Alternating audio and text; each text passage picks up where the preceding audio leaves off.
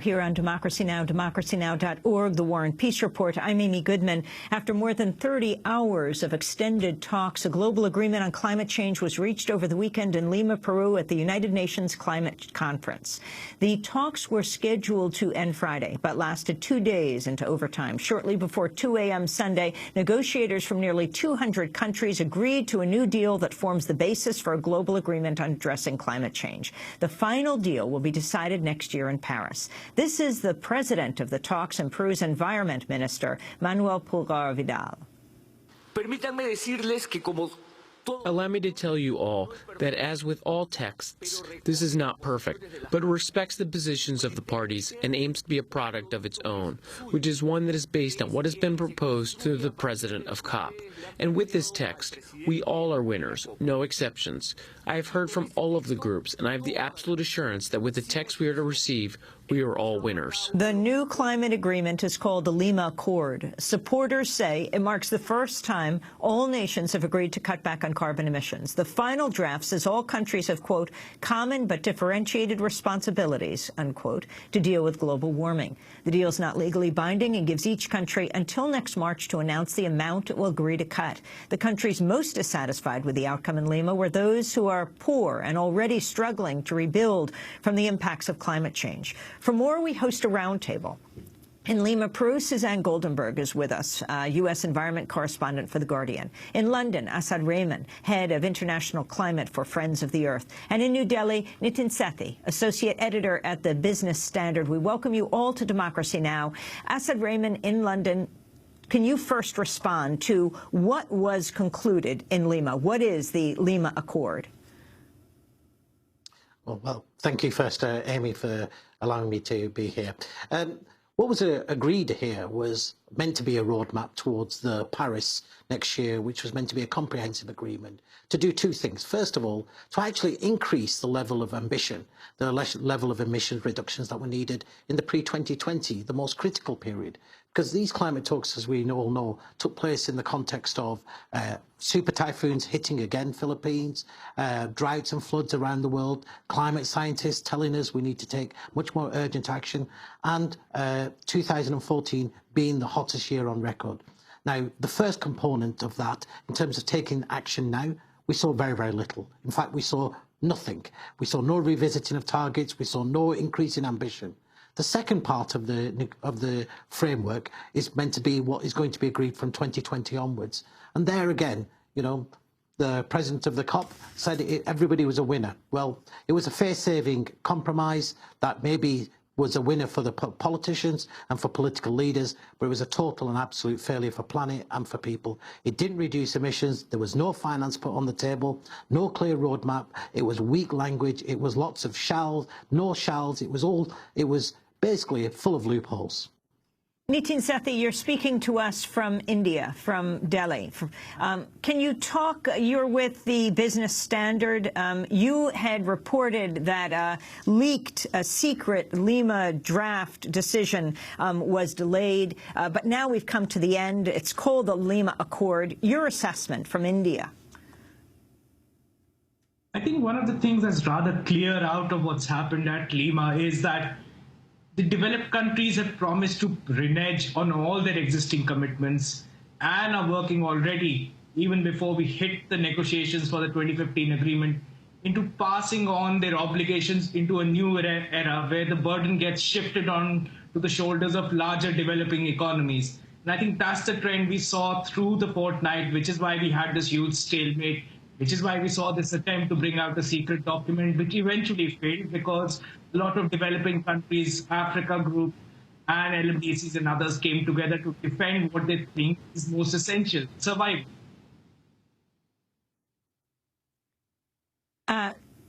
We seem to have lost you, Nitin. I want to turn to Ian Fry, a climate negotiator for the Pacific island of Tuvalu, who criticized the disappearance of loss and damage commitments from the COP20 text. This is a crucial issue for the poorest and most vulnerable. Our communities suffer from floods and droughts, storm surges, sea level rise. Often these poor communities are left with nothing. They have lost their crops, lost their livestock, lost everything.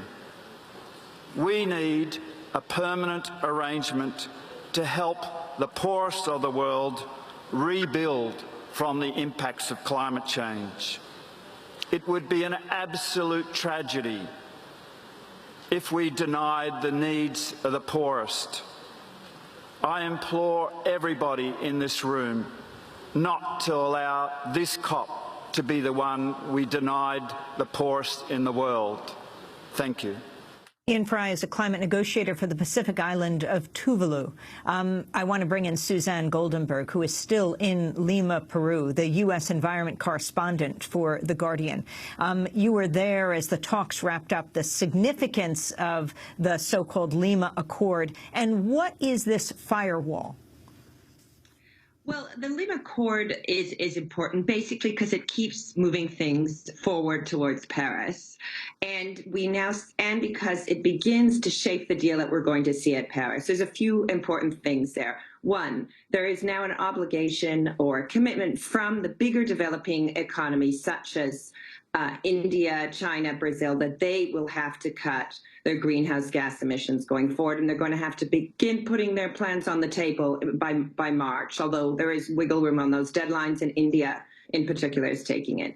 Two, following that very passionate and moving address from Ian Fry, there is actually a provision now written in the document for loss and damage. That means countries that could lose everything with climate change, like these low-lying states, that can't save themselves by putting up a little seawall or something. There is going to be a commitment to help them there. I can't say that this is a great agreement. No one's going to say that, but I think it keeps things moving forward. And I think it keeps some important principles alive. One is that we are all in this together. Everybody's got to do their part. Two, that we have to help everybody out, including those most vulnerable states like Tuvalu. And three, I think it's important that even the leaders here acknowledge that there's not very much in the way of teeth in this agreement. It depends on something they're calling peer pressure. And I think that gives a really big role to the public to put pressure on these leaders and show that they have to do something. Nitin Sethi, you are shaking your head in New Delhi. Can you talk about India's particular role and Suzanne Goldenberg's assessment? I see slightly different from Susan in the sense what we really saw was a passing of burden away from developed countries to developing countries, and not even a sense of evolving common but differentiated responsibilities. Let me suggest the three things that I witnessed. One was a complete passover on the conversation on finance. Two, a reference to loss and damage in the preambular section, which just says, oh, we remember last year we talked about loss and damage, we shall continue to talk about it next 2 years. Three, absolute red line saying the phrase equity should not enter any dialogue in the future on climate change. Four, absolute red line saying intellectual property rights and how to look at reducing the costs of green technologies for the poor countries cannot be mentioned in any new agreement.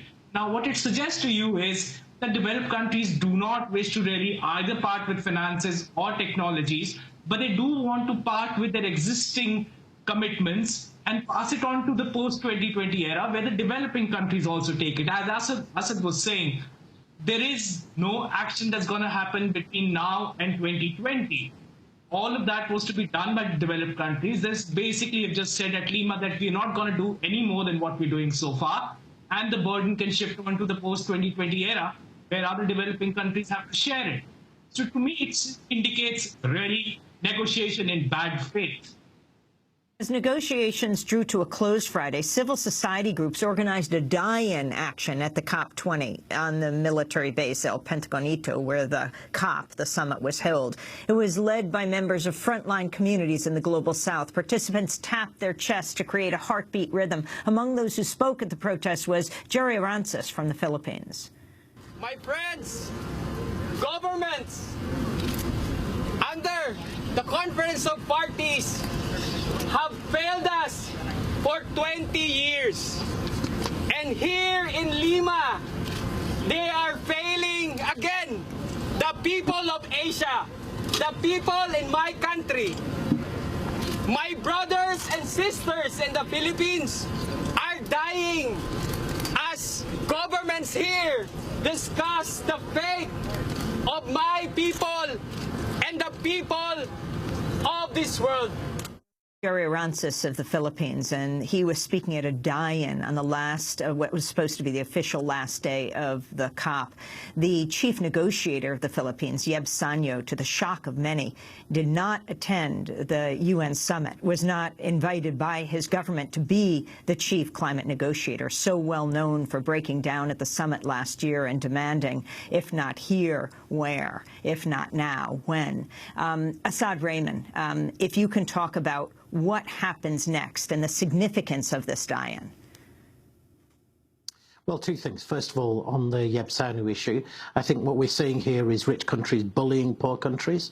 We saw it before in the run-up to Copenhagen. We're seeing it again. Powerful moral voices for developing countries no longer being on delegations being weaker. Even here in Lima, what we saw over the 2 weeks was poorer countries were basically bullied into accepting a weak outcome, which actually is going to be catastrophic for the majority of their citizens. The three key things that were meant to be delivered here was the emissions reductions to save the planet and people, the finance, and let's look at the finance. $2.5 billion have been pledged for each year for 4 years. That is how much people are putting forward. And when you put that into context of that, we're spending $2.7 trillion on the war in Iraq and Afghanistan, and over $3 trillion in terms of on bailing out the banks, it gives you a sense of the importance that developed countries are putting on supporting poorer countries to be able to grow cleanly, but also bring out their populations out of poverty. And that's a real issue here. As Nitin said, the burden has been shifted from the rich to the poor. The poor, even India, which has still got an average per person income of only $3,000, where in the United States we've got an average of $40,000, 5% of the population on $40,000 a year, and in India we're nearly 20% of the world's population on $3,000 a year. It is not a fair system. So what we required, and what that protest did, and what the protests are looking to on the streets in Peru, is we need to build a movement, a powerful movement. Yes, we all need to do our fair share, but it has to be a fair share. It has to be based on who's responsible, who's got the historic responsibility for causing this climate crisis, who has the wealth, who's accumulated the wealth, and who has the poor. How do we help the poor be able to grow cleanly, but able to access energy? There's 2 billion people without access to electricity around the world, 1 billion who don't have access to fresh water. So these are real challenges for poorer developing countries. They need the finance, they need the technology, but they need developed countries to take a lead. And Asad Rehman, in the last 10 seconds, what this means for Paris 2020, what this means for next year. What it means is that people are the only hope, that we need a powerful movement built here in Europe and around the world that holds our leaders accountable, that puts their feet to the fire, that sends them with a mandate to Paris to actually negotiate in good faith and to deliver an agreement that is good for the planet, good for the poor, and actually changes the kind of economic system which is driving us towards this climate catastrophe. We have to leave it there, and I thank you so much for being with us. Asad Rehman of Friends of the Earth, Suzanne Goldenberg of The Guardian, speaking to us from Lima, and Nitin Sethi, speaking to us from New Delhi of the Business Standard in New Delhi, India. That